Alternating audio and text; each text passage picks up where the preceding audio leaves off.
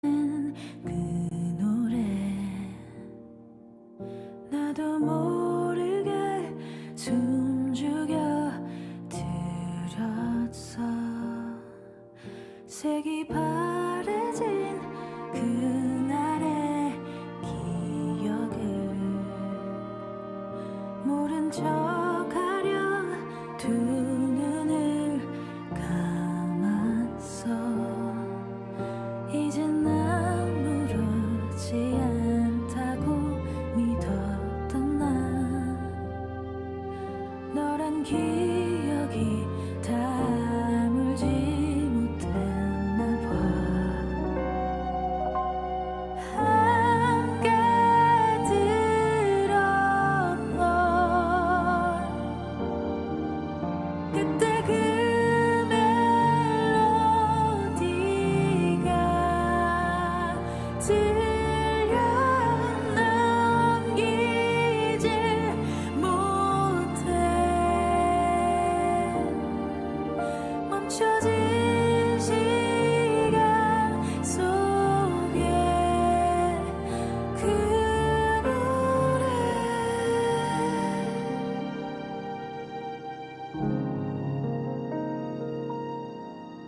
네가 좋다면 언젠가 들려준 곡,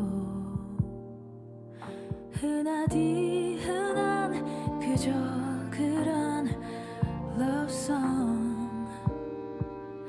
그런 그 노래가 왜 이제 와서야 모든 가사가 다 내 얘기가 된 거야.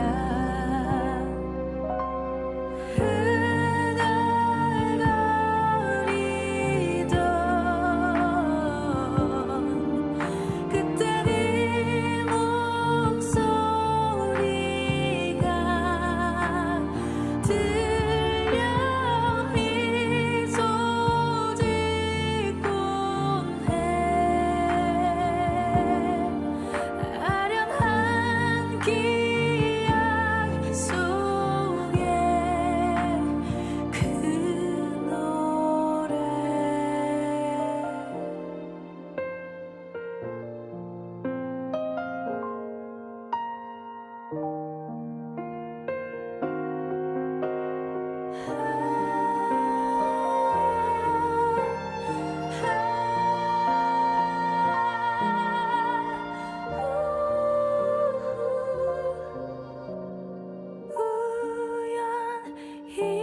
우연이라도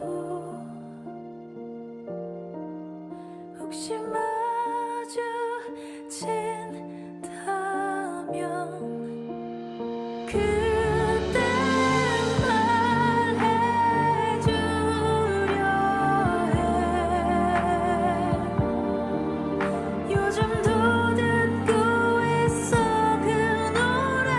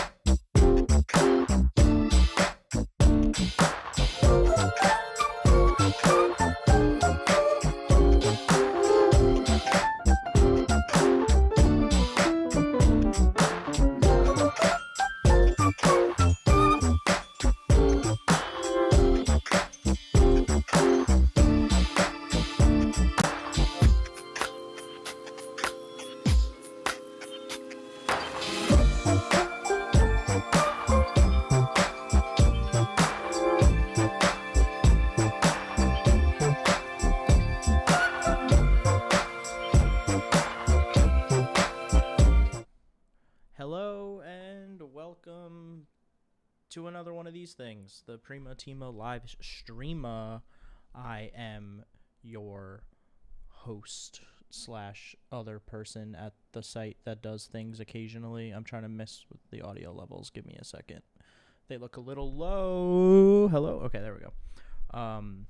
Yeah, Prima Tima live streamer. Just two of us this week. We're just vibing. It's just Sure. Lucas and I. I'm joined by, Doesn't as I matter. just said, Lucas White, editor at Prima Games. How are you doing on this Friday? I'm really tired, but that's okay Oh, I feel that. because yeah, It was a there's busy, been busy video week. games. Yeah, if you don't know who we are primagames.com. We did a bunch of E3 extravaganza live streams, talkovers a week and a half ago at this point. I don't know. It feels like a lifetime ago. But Mhm. we usually do this on Fridays. Fridays at 5:30 p.m. Eastern Standard Time. We hang out. We talk about the week in video games. Usually there's three of us. Sometimes there's four of us. But this week it is just Lucas and I. They gave us the keys to the car, the Lamborghini, and we're going to take it for a spin. And so, License. with that, what do you want to talk about this week? What happened in the world of video games? Yeah, I mean, I guess we could start. Two games got pretty notable demos this week. Um, Monster Hunter Stories 2 got a demo, and I want to say that launched either this morning or like late yesterday at some point.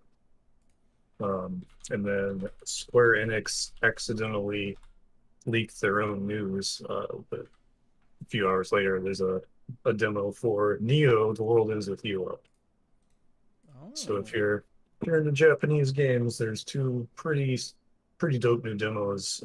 Both of them just start the game and let you play until whatever the limit is, and then your save data transfers over, and that's for both games. love that. Uh, Love a demo that transfers save data over. yeah, Big that reason I game don't play tends to demos be is because of yeah, that. I don't want to play the opening hours of the game again. It's the worst part of exactly. preview events. It's like you spend Especially like 8 for hours of the RPGs. game, yeah, and then it's Mhm. like, do that again. It's like, no, I'm okay. Yeah, I really felt that on the Assassin's Creed Odyssey. That event Oh, must have been like 4 straight hours of playing that game, I only to think. have to do it again when the game came out. Yeah, Yep. Yeah, it's no have fun. you played either of these demos? I have not. So, um, Monster Hunter, the stories demo, what dropped today, I believe so. this I morning. think yeah. So I haven't had a chance to check that out because I've been kind of working my way through Mario Golf, which we could talk about later. So I haven't had a chance to download this. And with The World Ends with You, Neo: The World Ends with You, I think is the full title of that game. Mhm. I did not play the first one, and Mhm. so the second one's like not super on my radar. Like it looks cool, Mhm. but I don't know if I want to commit to that. Right. And so I might play the demo like closer to when that game launches, like when the Mhm. hype train really kind of starts rolling for that one. I'm much more interested in stories too, and I might check that demo out again a little bit closer to release of those games. But have you dug into either of those? Yeah, I played a little bit of the Stories 2 demo, and came away from it pretty happy, because like a lot of the stuff that was kind of introduced in the first game is just still there. It has like a pretty solid character creator, with some cool customization options. Combat is almost exactly the same. Yeah, they do that weird like triangle system, like that rock paper scissors sort of like power technique speed um, situation, right? Yeah, and it's interesting because it's not just like straight rock, paper, scissors. RPGs have tried that before Mm-hmm. and it's never good. This one it's got that. You also have the humans fight as well next to the monsters. Is And the that demo new? you Is that have new to the sequel, or did the first game hmm, do that too? first game did it too. Okay, I didn't get super far in the first game, so I can't remember if you get more party members. okay, But this one starts you off with two. So you've cool. got two people and two monsters. Um, the monsters by default uh, act on their own. I believe you can change it later on once the story progresses a little bit. Yeah, there's like Uh, a customization option to the monsters in a way. Yeah, and then like the other human also chooses their own actions. So the thing about the rock paper scissors is it only comes into effect if an enemy is targeting you in the first Okay. place. So like you can there's a little like line that designates like what who the enemy is going to be hitting. So you really don't have to worry about it unless A, you want to get like really into like telling everyone what to do, or if it's coming at you. Um, and when that happens, there's an exchange of damage on both sides. Okay. Um, yeah, even if you're successful, you might still take like a few points of damage, and if you mess up, the other enemy will probably still take like a few points of damage. So it's not like super punitive, I guess, is what I'm getting at. So like, but like every attack, there's a damage exchange. Yeah, So it's kind of like Fire Emblem in that way, where it's like anytime a troop hits another troop, like both damage is going to be on both sides. yeah. So And so you have obviously, to think a if little you, bit on your attacking turn if you want that monster or character to take damage. yeah, Okay. and like there's also like you can swap your weapon. The demo gives you a hammer. Second, you start with like a greatsword kind of thing. And there's certain situations, you'll probably like this, that chicken monster that like carries eggs around. Oh, the Kula Yaku or whatever. Yeah, yeah, yeah. Yeah, that's like the first big battle in the demo, and it like picks up a rock at one point, Mm-hmm. and it uses it as like a shield, and you can't hurt it with the sword, so you're given a hammer, and like you get to break the rock before you can attack the monster again. So that's some like Monster Hunter proper stuff, Exactly. like blunt versus like slash damage versus like piercing, like the different Yeah. sort of weapon archetypes. Yeah, so even if like you aren't about to do like I believe they call it a head-on attack or something like just the rock paper scissors thing. There's still Mm-hmm. like stuff you can participate in if you're not about to do that. Oh, okay, cool. So yeah, and then as you play a battle, this meter called kinship goes up, and it's basically like your relationship with your uh, everyone in the party. And when that fills up, you can actually hop on your monster and have access to like some special attacks. Oh, some like cool team up stuff. Yeah, and if both you and the other human character are at the same time writing, you get an even like it's basically just like a double version of the same special. So there's a lot of like build up and more going on around than just the rock paper scissors. So it's really nice to have more going on than just that. Um, Total side note: did not realize this game was coming out on PC until right now. Same. I saw the press release and I had PC at the bottom. I was like, oh, all right. I might Like, be more inclined to play this game all of the yeah, sudden. it looks good and runs pretty well on the Switch. Like you're not going to be upset, but PC version's going to be probably flawless. Um, and like I think that this one will be good for people coming into it for the first time because the story setup is basically tension between the writers and the hunters. Mm-hmm. And the first game, like basically the people who like befriend monsters and write on them, they live on a totally different part of the world than like the hunters do. Right. They basically have their own island to themselves. So in this one, like the two groups kind of come together to, and like a attempt for some diplomacy. Um, and that happens, of course, at the same time as like other forces are suddenly active. Mm. So it kind of like makes the two philosophies clash a little bit. So it seems like the story is going to be about that in a big way. That's cool. Yeah. So I think like people who came in for like just Monster Hunter World or whatever are going to kind of be able to use that familiarity with one side of that conflict to kind of get in a little faster than having to, think about, oh, did I play the first game? Is that going to be relevant? Right. Yeah. No, that makes sense. Yeah. That's So I cool. think that, any person who came on board with Monster Hunter with World or Rise, I think this is definitely going to be worth giving more attention to than you may have been planning to. Right. Right. Yeah. Yeah. Like as somebody who likes Monster Hunter proper a lot, I would say I love Monster Hunter. Um, it's definitely enticing to see that world in like a different genre. And like all these monsters I'm very familiar with. Like you see the T-Rex and Nergigante and a lot of these other monsters. And like that part of me has me excited. And I watched some of the Treehouse gameplay that came out last week or whatever it was 2 weeks ago.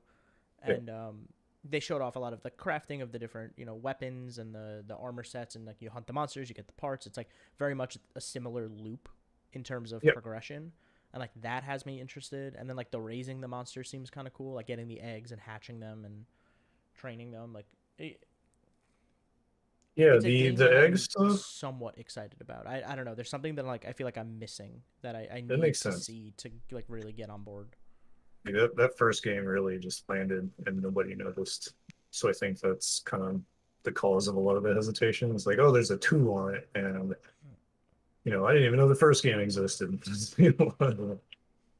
Yeah, um, I don't know if it's the genre, and it's like I'm yeah, so familiar with the world of Monster Hunter being sort of like an action RPG in a lot of mhm, ways, and like this turn-based stuff. I don't know if that's what I like about Monster Hunter, and I right, feel right, like this game will be a good test of that. Like if I play it, it'll be like, okay, like do I really like the world of Monster Hunter? Do I really just like the gameplay of Monster Hunter? And yeah. I think that this game is gonna test that theory. There's definitely some like interesting concepts in it. I remember the egg hatching stuff being a little confusing in the first game, so I hope that's a little streamlined more. But like just the fact that you have to like break into a monster nest and like sneak in and steal eggs Yeah, it's kind of to messed make up. them like you, yeah, it's weird. The whole like Monstie thing is basically like the secondary label. Like they still refer to them as monsters, and they're not monsties until they're like domesticated or whatever. But it's like y'all are going in there and stealing babies from monsters. And then, Yeah, we talked about it on our E3 stream, but I absolutely hate monsties. yeah, I hate the term. It sucks. yeah. I think the hunters in the game also hate the term too. So I'm curious to see how that rolls out. Hell yeah. Um, yeah, so that's pretty exciting. I think I'm gonna actually play through that demo and keep my save data. World Ends with You, I didn't really get to in time. Um, so like I've seen like the story kick off a little bit, but haven't really gotten the feel for like how it plays. Um, but coming off of just wrapping up the anime, the first episode aired today, like right before the demo came out. It's definitely like people who know what's going on. I think the hook is going to work on them a lot better than somebody checking out for the first time. Like, Hmm. there's a little bit of like, a lot of introducing it for the concepts for the first time. Like the player character's totally new, but I think a lot of people who played the first game will be wondering how the hell a second game is even happening, Hmm. and I'll just kind of leave it at that. Um, but yeah, if the world ends with you or Square Enix's usual vibe speaks to you in any way, like you may as well try this out. It's got a style that I really vibe with. Just Yeah, yeah. Tetsuya Nomura, as much as there's jokes about him, his whole like modern fashion thing really comes out in this series because it's just modern day Shibuya. So people are like dressed away like people and in an exaggerated way of like modern Japanese fashion. And there's like jokes about Pokemon Go and stuff in this one. oh hell yeah. Yeah, so like it's a pretty like of its time feeling game. So I think that might be like a decent hook for it. If whatever the lore is doesn't quite bring you in. Like show up for like running around a really stylish, colorful version of Shibuya and see jokes about things you're familiar with. Yeah, like But I'm just looking at this trailer and like the character design and the yeah, just like the way that like text is presented on the screen. It's like I don't want to be like reductive. It's like very Persona, and it's sort of like the style is the hook, sort of like exactly. very in your face. Like everything is stylized. The menus, the text, the characters, like it Mhm. all pops in a really great way. Yeah, as you can kind of see in some parts of the trailer, like a lot of Square Enix games lately have been like doing this passive dialogue thing where just Mm-hmm. like instead of talking to people, you walk by and they talk. In this game, like the bubbles will just like drop down and take up, like a fourth of the screen. And Yeah. it's almost like the game wants you to pay attention to what the bystanders are talking about. Mm-hmm. And it's kind of relevant to like what's going on in the lore. But getting into that would just make me sound like a crazy person. So I think we should move on. All right. Yeah, for sure. Yeah. You want to talk about Mario Golf? I'm really curious. Yeah, sure. Hold on, let me just pull up a trailer for Mario Mhm. Golf. Yeah, so I've been playing Mario Golf Super Rush. I'm not super, no pun intended, far in it. I guess I don't know how you really quantify far. Um, Yeah. it's good. Mhm. So I've really only played. So there's like four modes in the game. There's standard golf, speed golf, battle golf, and then like the story mode. I Right. haven't touched the story mode at all yet. Okay. Um, I did play 18 holes of standard golf as King Babam, as everyone should. Oh, Uh, absolutely.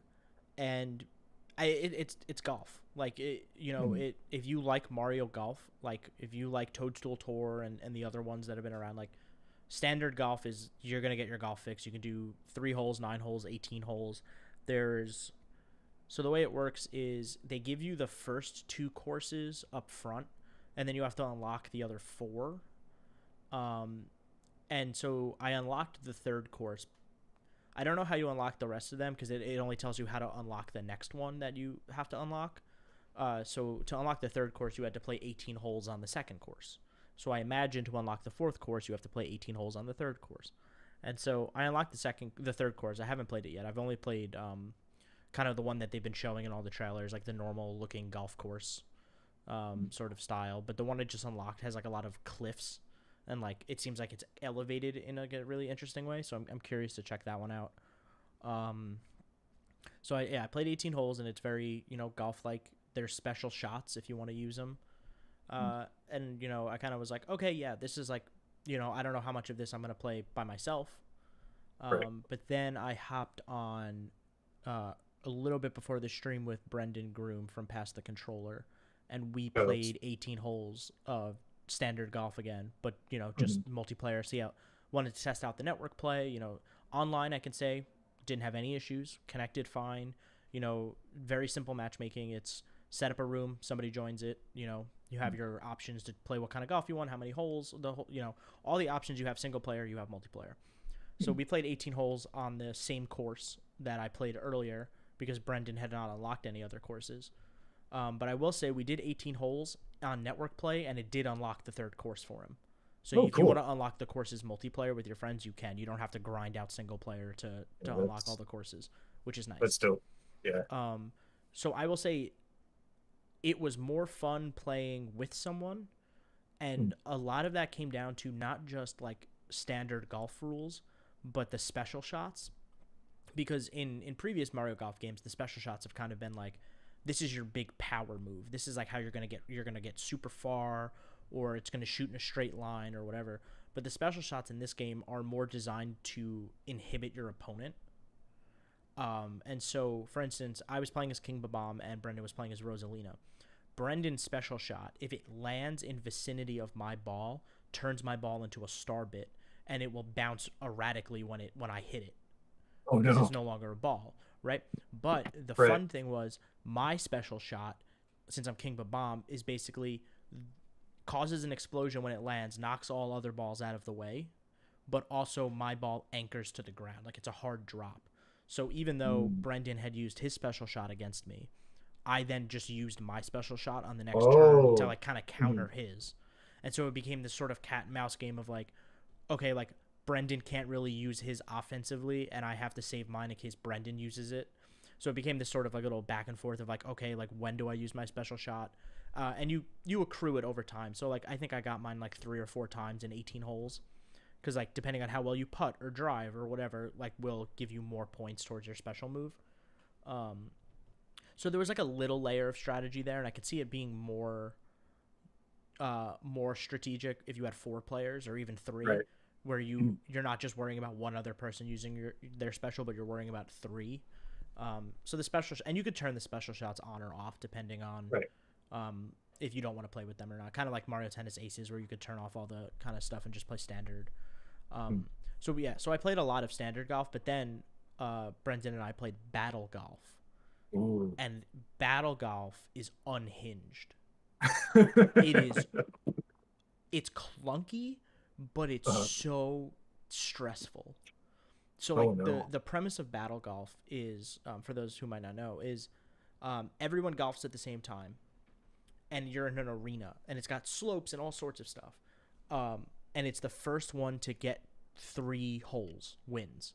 So there's like 9 holes on the map or 12 holes on the map, and it's the first one to get 3. Doesn't matter what order you do them in, wherever you can basically get to any hole from anywhere. And so it's just a mad dash. So like you're hitting the ball and then you're running and you're using your special moves or whatever. And so then there's also power-ups around the map. So like there are bombs on the ground that you can hit with your golf club to like hit bombs into other players or banana peels or whatever. And so you're constantly like sabotaging each other while you're all running around the course trying to get these holes. And then there's like obstacles on the map. Like the one map we played had not so the guy who in Mario that drops down is a thwomp. What are the guys that stand up? Are they womps? They have the arms and legs. Up? Yeah, they're like the big rectangle guys with the mouth and the X on their back. From the one from Mario 64. Yeah, I think those are womps. Yeah, that sounds right. So there are womps on the map that are kind of blocking certain holes, so you got to get around them. And Brendan and I were playing with 2 computers. The computers were very good. They beat us like almost every time. But it became this really fun back and forth where like I would be going for a hole and then I would see Brendan's ball like show up and I'd be like, oh, I got to get this in like now because he's about to run over and putt it in. And there were times where like I was able to putt it in before his ball was like coming in and like the hole disappeared as his ball like rolled over where it would have been in. And it becomes this like really, quick back and forth. I'll see 3 people going for a hole and I'll shoot my special there and knock all of their balls out of the way. Like it's like really interesting. It's clunky because you don't have a ton of control over like the angle of your shots. So if you're kind of like stuck in a trench somewhere, it's kind of hard to get to where you need to go. So then it becomes about like hitting the ball somewhere else to then run over and then like hit the ball. Right. And so that kind of sucks. But there's like enough there that like it's just nonstop stress for like 15 minutes until somebody gets it in. I didn't play speed golf, so I can't really talk to that. But from what I understand, is it's basically battle golf, but on a normal golf course, not in this arena. So it's just like, first one to sink the hole gets extra points. Best putts and strokes and whatever. And I haven't touched the story yet. Which like I don't know if I will play a ton of that. I don't know if that's like what I want to spend my time with this game. I'm not really into like a single player. I'll probably give it a shot, but not really what I'm there for. But I think like as a package, if you want to play golf with your friends online or local, it does have local multiplayer. 4 people can play. But yeah, if you're coming to this for like a super great golf RPG, I don't think this is for you. I would say this is more of like you want to play some golf with some friends and do some weird stuff along the way, which is what I'm going to use it for. Play golf every once in a while with some pals as a giant bomb with a mustache. Right. Of course, man. I need to put him in more games. They really do. Like, So I was trying to figure out what other games he's been in. Apparently he's in a bunch of the Mario parties. Yeah. But like other than that, nothing really. That's a shame. Like, I'm glad they keep finding characters, under rocks and stuff to put in these things. Yeah, I think it's super funny they put Charging Chuck in this game and he's still wearing a football helmet. Like he's dressed for the wrong sport. Like that's really funny to me. Yeah, it's a good roster. And they had already announced that they're doing like post-launch support. Like I think they're adding like New Donk City as a golf course, like bounce balls off like buildings and stuff.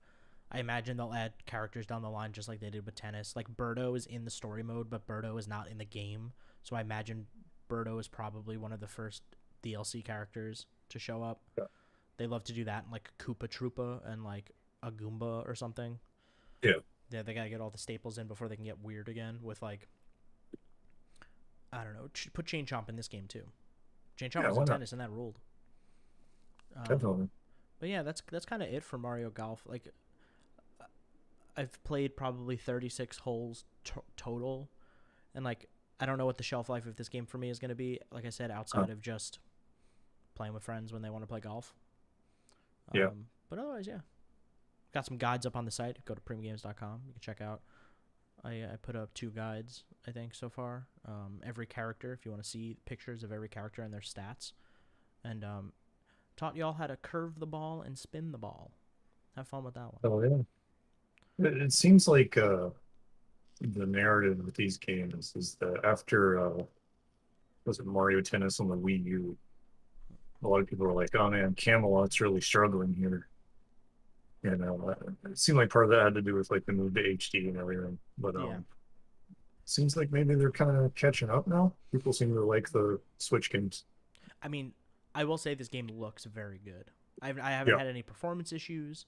Um, the game itself runs well, looks well. There's one very cool thing that this game does where so the music, it's just Mario music. It's Yeah. good. But when you're playing as Pauline, when you do Pauline's Super Shot and she pulls out the microphone, it sings "Jump Up Superstar" from Oh, Odyssey. nice. Yeah, You get like 10 seconds of it, right? Like it's just for the shot, but I thought that was fun. that is cool. Yeah, like the other thing is like the story mode, as you mentioned. Like a lot of people, you know, came into this stuff on like the Game Boy, where the story modes are like huge and really cool. And Yeah. that's also apparently become the struggle. I mean, So I they hope kind that of had like to be like, right? Like yeah, that was the draw of getting it on the Game Boy. Was like, oh, look at mhm, this like crazy story mode we have, and this RPG you can take on the go. exactly. It just seems like they've kind of not been interested in like replicating that now that they've moved on from handhelds and stuff.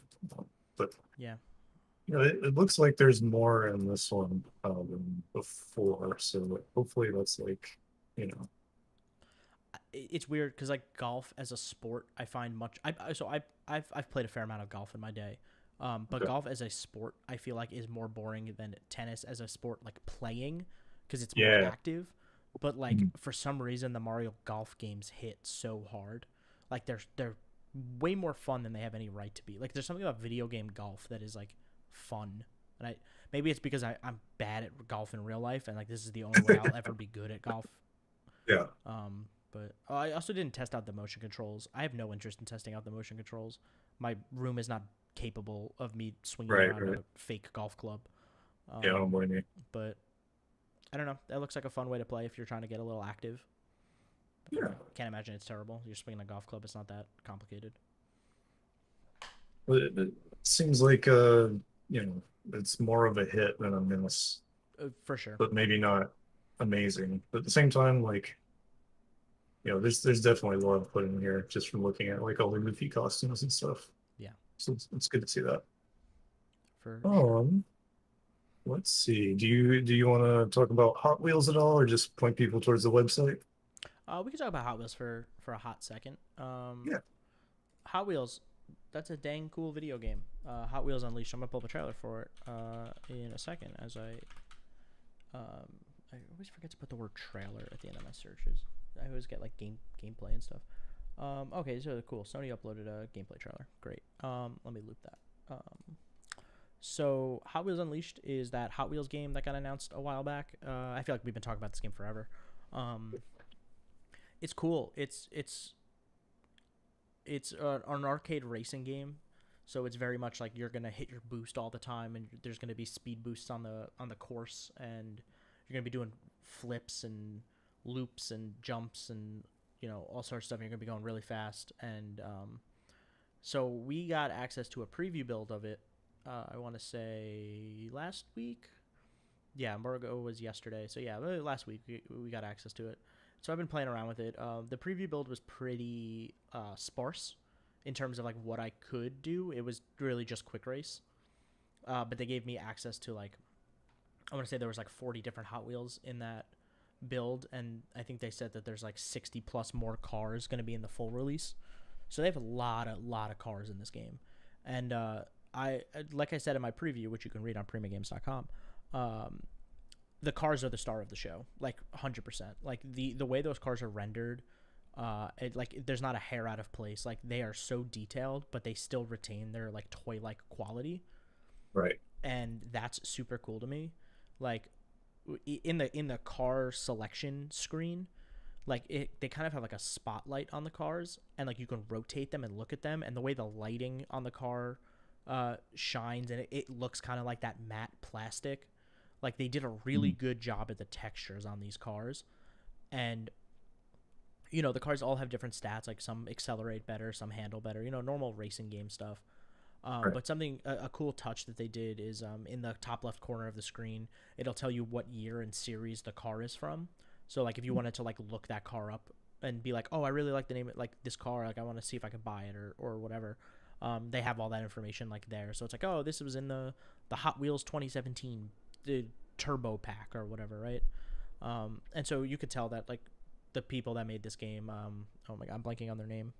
Um, oh, Milestone, Mm. really care about Hot Wheels. Like it's very clear this is like a labor of love, and the tracks are really cool. It's the iconic orange track that does all sorts of crazy bends and twists, and then they put them against the backdrop of like a realistic looking environment.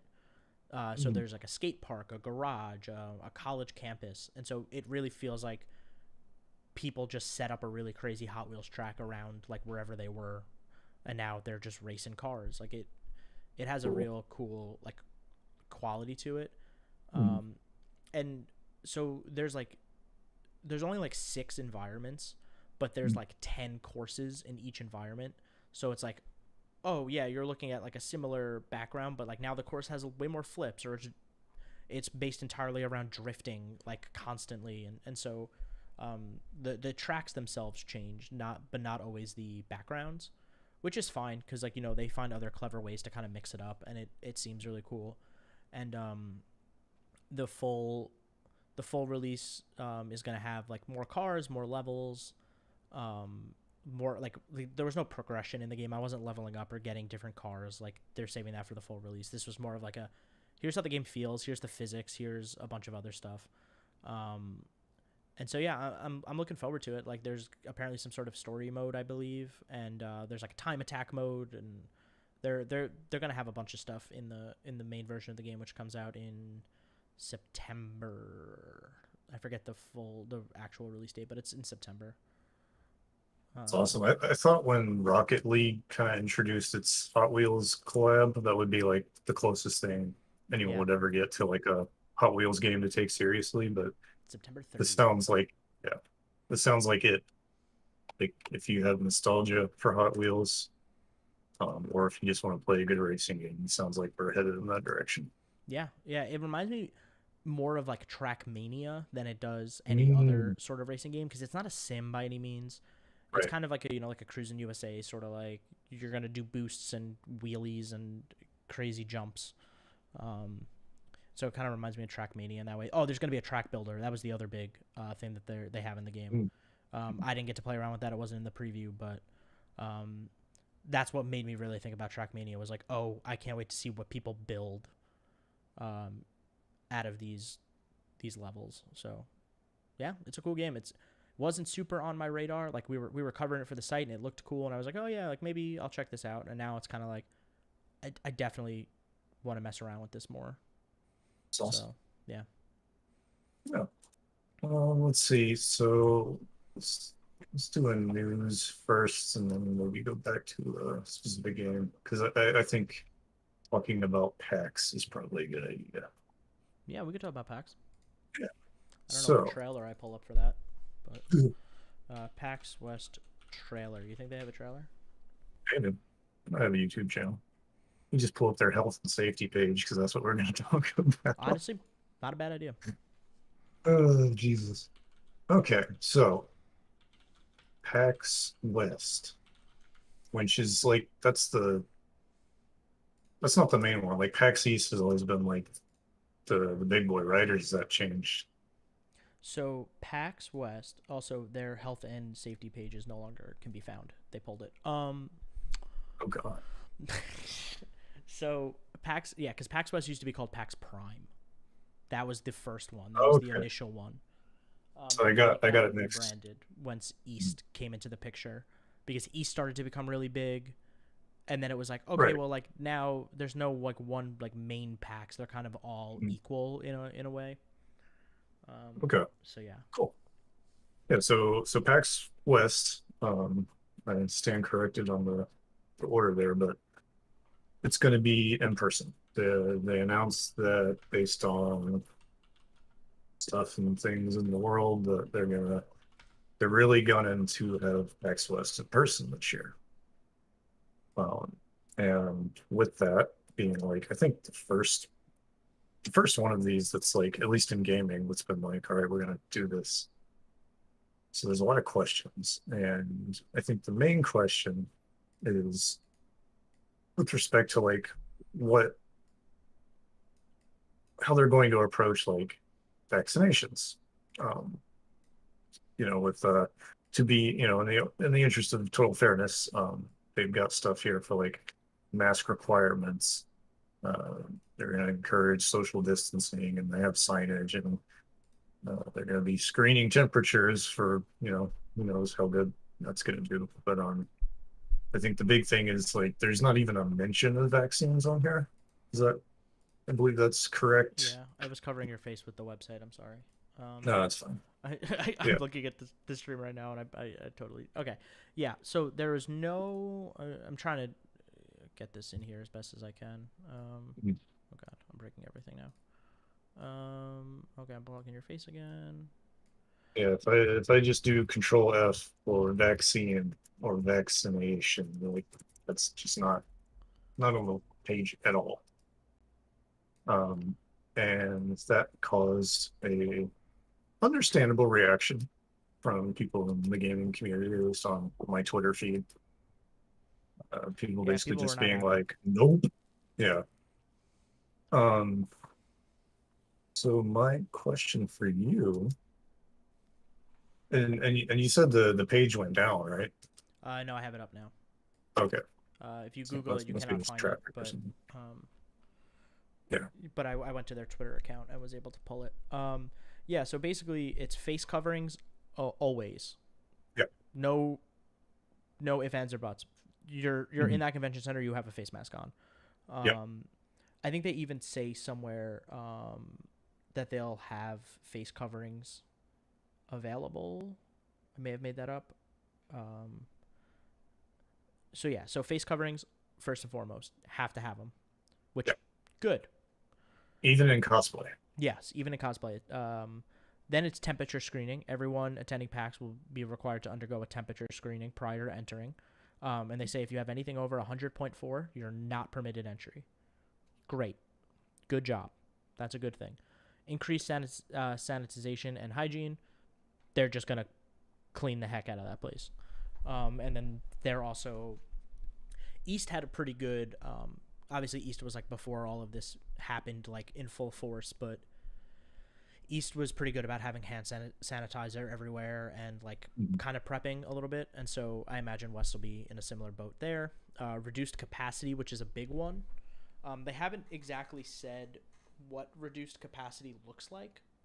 Mhm. Like, are we talking 10,000 less people? Are we talking half? Are we talking, Right.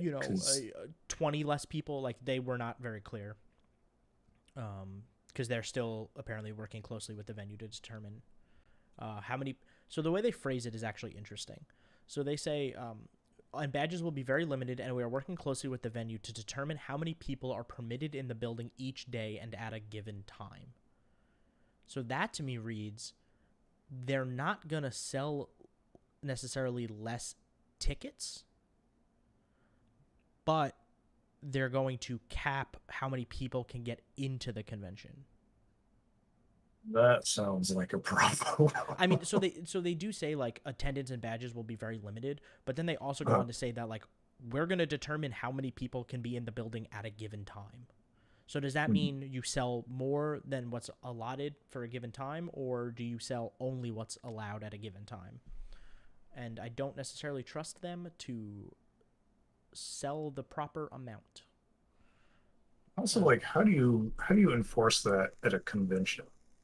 Like, things are huge. yeah, I mean, you. So my guess would be one entrance Mm. Oh God. and somebody there with one of those like Clickers. person clickers. Like they have them Yeah. all over packs. They have them for lines and they have them for all sorts of stuff. So I wouldn't be Uh-huh. surprised if that was the case. So getting into packs might be a pain in the neck, but it's for safety, and I understand that. I don't. Yeah. I'd rather that than them be careless. Physical distancing, that's probably going to be the hardest one to enforce. Yeah. Um, you can enforce that online. Like that's easy. That's like, hey, you're all standing in the same place, just stand 6 feet apart. But like walking the convention floor, they talk about. I can scroll down, doing directional markers. But like stores have had those for like a whole year now, and nobody listens to them. The amount of times I'm in the grocery store and someone is walking the wrong direction down the aisle, people are dumb. People don't follow Yeah, I direction. mean, I've been to conventions that already do that, and have done that, and there's plenty of people that ignore it. Yeah, Even just directing for traffic reasons. one of their things says follow all signage and direction from staff. People don't listen to directions. People don't read. Yeah. Um, greet without And they're good. shaking hands. It's kind of obvious at this point. Yeah. Mhm. But yeah, the big one was no. So that all this came out, and people were like, "Oh, great, they're doing like the right stuff." And then people started to point out, doesn't say anything about vaccinations. And they've been silent on that since. Yeah. I don't know if that's like a HIPAA thing. Like if they're, I don't know. I know it varies state by state sometimes on like what they can ask for and what they can require. Mhm. I don't know if there's something where they can't necessarily specifically outright state like we require these medical documents.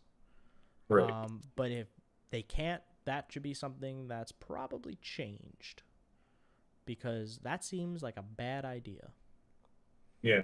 So I could be wrong here. Um, but I have a small pass in like insurance and stuff. Mm-hmm. And my understanding of HIPAA, and like I said, I can be totally wrong, but it's your health information can't be shared without consent. So you can totally, absolutely like be in a position where you are offering that information yourself. But like say like an insurance company or a doctor, they can't take your information and like share it with students or Right. Okay, that makes sense. so, yeah. So it's yeah, there's a degree of autonomy to it. So Um, they could so PAX theoretically could say we require vaccination, and then it's up to the patron whether or not they're willing to give that information or not. exactly. Okay. So I don't believe it would be illegal for them to ask for, just to see the little vaccination card or whatever. I don't know how much more than that could be done. Yeah. But yeah, I'm pretty sure like that would fly, at least in terms of legality. Okay. I Uh, and I mean I believe that. I just wasn't sure because I feel like and I said so much as much on Twitter and a lot of people did where it's like this is that's like the obvious step, right? That's step one is like require vaccination. Like we don't get to this point because we're at this point because so many people have become vaccinated and it's becoming safer and the numbers are going down. And I'm not here to tell you what to do. Like right. your own prerogative, right? But like if you're gonna host events like this and like you're trying to be as safe as possible, that's kind of where we're at. And I I think the screws are going to be put to PAX when exhibitors start pulling out. Yeah. I was gonna say like one or more PR agent, like people that run PR agencies on Twitter were like, nope, like they already just like Yeah, done. and that's the So like, thing, do you right? think you see that happening to like, on a big scale?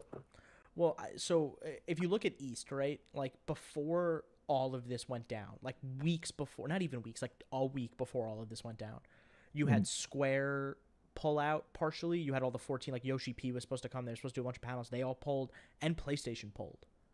Mm. And they were like, we're not doing this. Like, this is a real risk over here, overseas. Like, we need to be as safe as we can.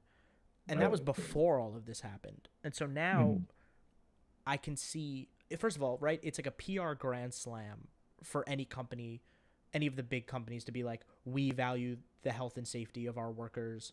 We're not participating in this unless the rules change. And I'm not saying they don't care about their employees. I'm not saying that they're only doing it for that. But, like, it's kind of a no-brainer. And so I can see these companies being like, we're not going to travel and do all of this and put our employees in jeopardy. That's not fair to them. That we don't want that look for our company. And like, yeah, you know, maybe you get the big ones to play ball, but I can definitely see a lot of the mid-tier to smaller tier developers and publishers being like, we can wait. Like, we figured out the digital age stuff. Like, we've got it. We don't necessarily need this convention the way. Do we want to go? Probably, but like, should we go? No. That's kind of where I'm at on it. I don't really know much about PAX. I've never gone, but I do know that like it is a fan focused event, right? So it's a consumer show, not a trade show. Yeah, so I think like you could probably make an argument that it's more valuable than like E3 at this point in some ways. Like they still do like press stuff, and I'm sure there's executives running around with the network and stuff, but it's kind of almost been bigger than E3. Like news doesn't happen there as much, but has happened there. But there probably is pressure on some rung of the ladder or another to make the publishers happy. Yeah. And like with so many companies, like Nintendo is based in Asia, Square Enix based in Asia. I think Nintendo of America is in Washington though, so I think they're there. So that's true. They like maybe they have a presence because it doesn't require a ton of travel on their end. But you're not gonna have Miyamoto flying in. Yeah. I mean, yeah.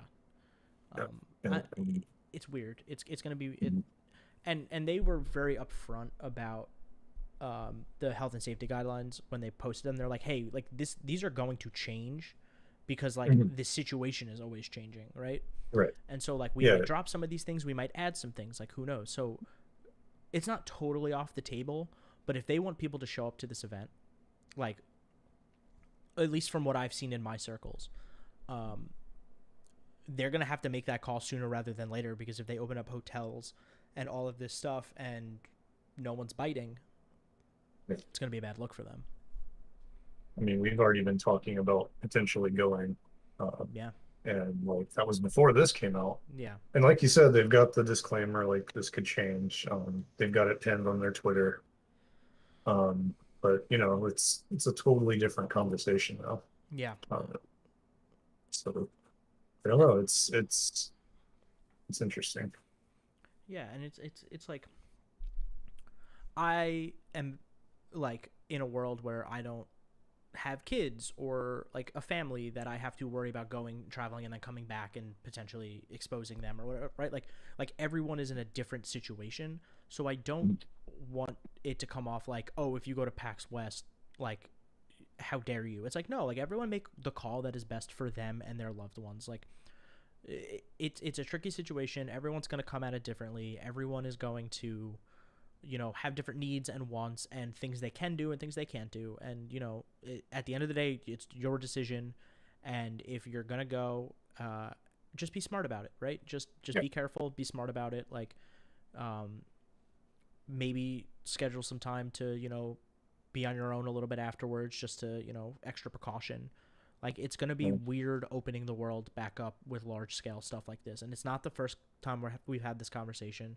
And it's not going to be the last time we have this conversation. Like, every big convention that comes up in the next year or maybe 6 months is gonna have we're gonna be having these talks, and we're gonna be figuring out differently. Some things will work, some things won't, and it's just kind of how it's gonna Yeah. be for a while.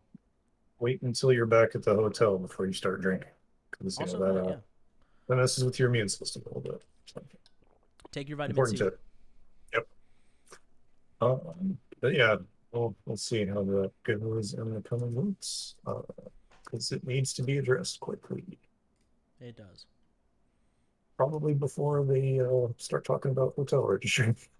Yeah, yeah. Honestly, the sooner the better. They at least talk about it. Yeah, If they're really gonna stick to their guns and say, like, we don't require vaccinations, like, get that. It's not a good. It might not be a good look, but like at least get that information out there, that's true. so people can make informed decisions. Yeah. Because you're doing wrong by your consumer by not giving them all of the information. And let's see.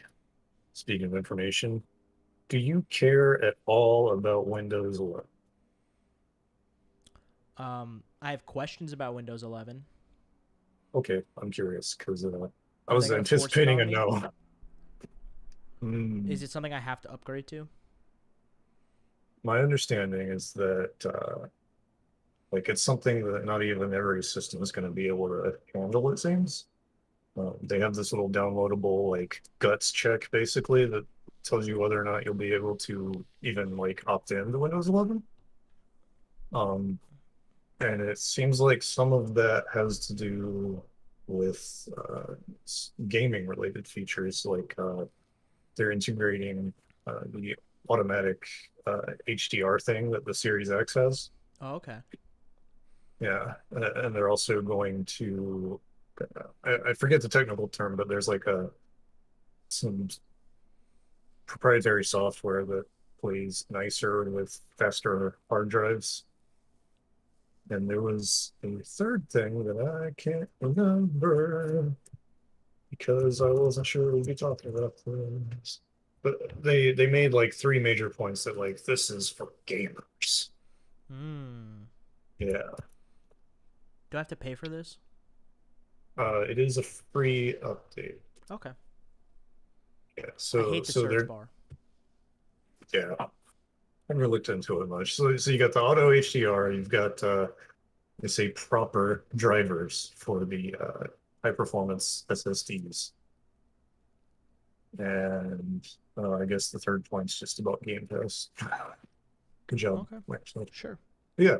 So it seems like they're kind of aiming for more of like a gaming performance kind of hook. I'm not really sure how they're aiming this at non-gamers. Right. But they're it seems like they're kind of pushing it, but also like for now it's going to be optional. Okay. And those are all the questions I had about Windows 11. All right. Yeah, I personally don't really care as long as my stuff works, whatever, Yeah. give me the new operating system. All right, let's talk about. All right, so I'll give you a choice. Do we want to talk specific game? We could talk Final Fantasy Origin or Scarlet Nexus. We could talk about the other gaming drama of the week. Talk about Sonic the Hedgehog. Okay. Tell me about Scarlet Nexus. You've been playing it, right? Yeah. So I got code later than a lot of other sites. It was mostly just a miscommunication, probably my fault, but we'll see. Um, but yeah, so we talked about the demo when that was out, and I was really high on the demo. And honestly, like the full game is just everything I liked about the demo, but with more context and more to do. So like I'm totally into this game. Hell yeah. The Yeah, it's like the whole hook is like you're this guy and you have the sword and you have psychic powers and throw cars and stuff. And the sword recharges your meter, which you can then expend in tandem with your sword attacks. So it's this like sort of meter management thing. At least it seemed that way. But now that I have access to all the tools, it's less resource management and more almost a Devil May Cry style of like, here are the rules, here are how you can get around them. go nuts.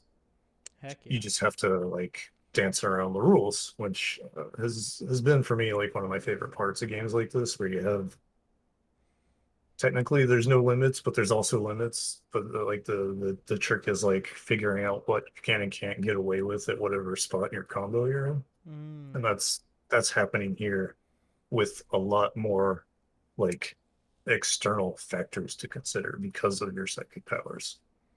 right. Like if you if even like the basic like throw a thing at somebody is context dependent.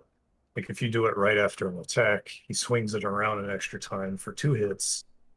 If you're at a distance, it's just like a straight up like throwing something. You can do it in the air. And then there's a skill tree, and there, you get even more stuff. Like you can upgrade your meter, you can get a double jump, you can alter the amount of times you can do a really specific thing. I think it's like a spinny attack that like charges your meter faster. Mm, Um, but it's like all this skill tree does is basically like add to the number of options you have, where like it sort of almost seems a little restrictive at first. And you look at the skill tree and you're like, by the time I'm done with this thing, I'm gonna be all over the screen right. in one combo. And it's really exciting. Hell yeah. Um, yeah, and like the actual like creatures you fight against, they're all kind of like weird looking. And I was getting kind of a God Eater vibe from them, where they're like weird looking, but they're kind of messy, and you don't really understand what they are. Um, by the time the first big plot twist happens, you start seeing stuff that's just like Bayonetta tier, but like with more body horror. Mm, It's like it stops being like, oh, this thing kind of looks like an alligator, and this thing is like a pair of legs or a big plant, and it's like this sort of looks like a mix between a giant mouth, a really fancy gravestone, and a person whose like spine and wrists are all broken to pieces. good. Yeah. So Love like they that. get really creative in a way that's like a little more digestible than I thought it was going to be. Like you can take in these details without it kind of coming off as like too much in a way like a lot of I think Japanese games can fall into, where they're just like, let's slap elements onto this one creature because that'll make you uncomfortable, and it just comes off as silly, you know? Um, Right. I think in this game there's going to be some really like, okay, that's disgusting kind of reactions. Oh, hell yeah. I love that. Yeah. And like a lot of the powers you get, you actually have control over the people that come with you, and they just kind of fight on the side. But you can summon them with an additional set of meters to borrow their power for a little bit. So, like there's the fire lady, there's like the iron skin guy, there's like the person who can reveal hidden enemies Mm, and more, and that stuff can come into play without warning. Like for example, that first boss fight I mentioned, like it'll just suddenly spew dust everywhere, and you can't see unless you have meter for that one person. There are situations where like they'll put an area of effect out on the floor, and you need the iron skin guy to defend you from that, but you need to have his meter available at that time or you're going to be hit. right. And there's been situations where I don't even have that guy in my party, and stuff like that's happening. So I think as the game opens up more, there's going to be a really like careful team building Like element of it. composition sort of deal. Yeah. Okay, hell yeah. Yeah. It sounds really cool. Yeah, I wish I had time there's for it. yeah. I really don't have a handle on like how big this game is. It's also absolutely beautiful. Like looking at it, it's this like cyberpunk but not quite dystopian vibe. It's just like what if cyberpunk, but like the cities are nice to be in, and like all the bad stuff is like outside the cities. Right.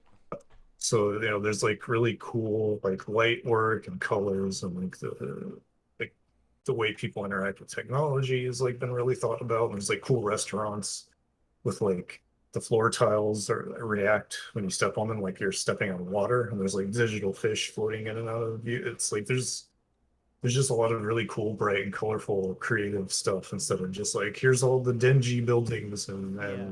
and product logos and like edgy stuff. It's a different take on like the same kind of setting. And just like the areas you're in are really big, and you can just like run around and look at stuff. And Hell yeah.